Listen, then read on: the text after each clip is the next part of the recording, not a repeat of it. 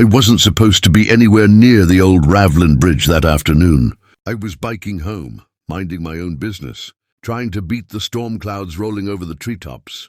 The air smelled like wet dirt and electricity, like the whole forest was holding its breath. I had earbuds in, volume low, but even over the music I heard something that made me hit the brakes. So hard my tires skidded, a shout, not a normal one, not someone calling for a friend. It was sharp, panicked, desperate.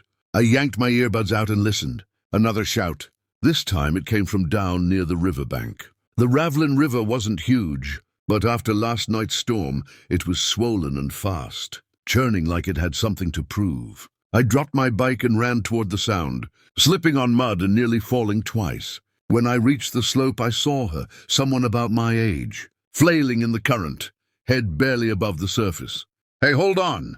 I yelled, even though she clearly wasn't in a position to answer. There wasn't time to think about it. I grabbed a fallen branch lying nearby, the longest I could find, dug my heels into the mud, and leaned out as far as I dared. "Grab this!" I shouted. For a second I thought she didn't hear me. Then she spun toward the branch, eyes wide and fierce, and lunged for it. The moment her hands closed around the wood, the force almost yanked me forward into the river with her. I gritted my teeth and pulled, inch by inch, boots sliding, mud soaking through my jeans. She kicked hard, pushing herself toward the bank. And finally, with one last heave, she collapsed onto the ground beside me. She lay there coughing, water dripping from her hair and clothes. I knelt beside her, trying to catch my own breath. "You okay?" I asked. She didn't answer at first. She pushed herself up onto one knee, breathing hard but steady. Then she looked at me, really looked, like she was memorizing my face, my clothes, everything. "I am Apache," she said, her voice calm but strong. "You saved my life."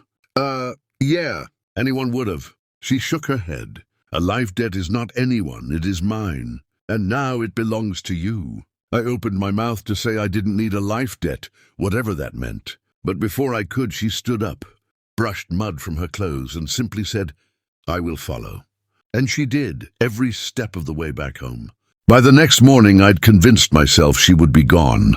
Maybe she'd found her way back to wherever she came from. Maybe she'd realized following some random kid around wasn't exactly a solid life plan. But when I opened my front door, rubbing sleep from my eyes and still half dreaming, I nearly tripped over her.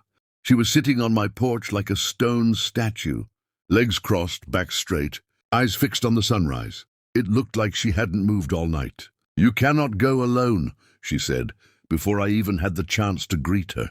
"Where you go, I go." I blinked. "I'm going to school." "Then I will protect the school."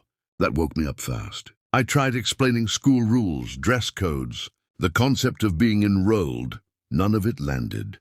She simply nodded politely at everything I said, then continued following me down the street like a silent shadow. Her steps made no sound, which was impressive, considering she was walking on gravel half the time. The whole way there, I tried thinking of a plan to keep her outside, but she stuck to me so closely that if I suddenly stopped, she would have bumped into me. The moment we walked through the school gates, people stared, hard, phones came out. Whispers spread like wildfire. A girl dressed in buckskin clothing, with braids and a stare, sharp enough to cut steel, wasn't exactly something our school was used to. My best friend Sammy spotted us immediately and hurried over. "Dude," he muttered quietly, "who's the warrior girl following you like you're her tour guide?" "She's not a warrior girl, I don't know, complicated." Sammy raised an eyebrow. "Your life is weird." We made it through first period without too much chaos, mostly because she sat completely still beside me, watching everyone and everything with the intensity of a hawk.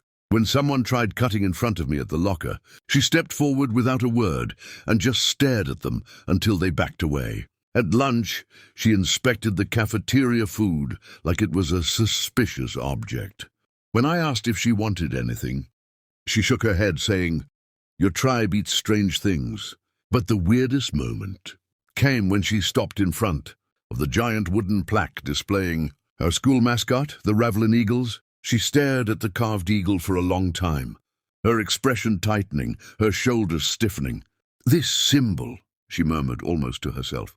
"My people warned me of this. Before I could even ask what that meant, something else caught her attention. Outside the cafeteria windows, a man was standing by the fence, taking pictures of the school. He didn't look like a parent or a tourist. He looked wrong. The girl stepped in front of me slowly, blocking my view. "It has begun," she said quietly. And she wasn't joking. The man with the camera didn't look like he belonged anywhere near a school. He wasn't dressed like a parent coming to pick someone up, and he definitely didn't look like a reporter. His coat was way too heavy for the warm afternoon, and he kept fiddling with something in his ear, like a tiny device he didn't want anyone to notice.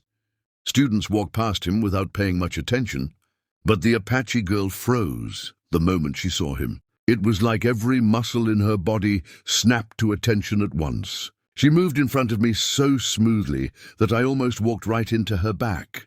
Her eyes narrowed, never leaving the man. "Stay behind me," she ordered, voice low and steady.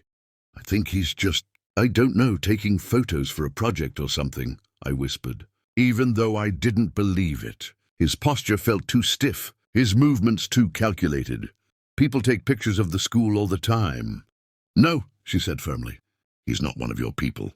He watches, but not with open eyes." Before I could ask what that even meant, the man noticed us staring. More accurately, he noticed her. His expression changed instantly. First surprise, then something like fear. His hand tightened around his camera. He didn't say a word, didn't wave, didn't even pretend to be normal. Instead, he did the creepiest thing possible. He turned around and walked away fast. Not a panicked run, not a casual stroll, just a purposeful, urgent exit. Like someone who'd seen something he wasn't supposed to and needed to report it immediately. "Okay," I said, swallowing hard. "That was weird." "That was dangerous," she corrected. I turned to her. "Why was he taking pictures? And what does it have to do with you, or that symbol you showed me earlier?" She hesitated, and I realized it was the first time she looked uncertain since the moment I'd met her. Slowly she reached into her pouch again and pulled out the carved stone, the one with the eagle wings, stretched across it. She held it between us like it was something fragile. "This is what my tribe protects," she said softly. "A symbol tied to old promises, old enemies." I stared at it, then at her. "But that's just our school mascot. It's everywhere. And that is exactly why it is dangerous," she replied.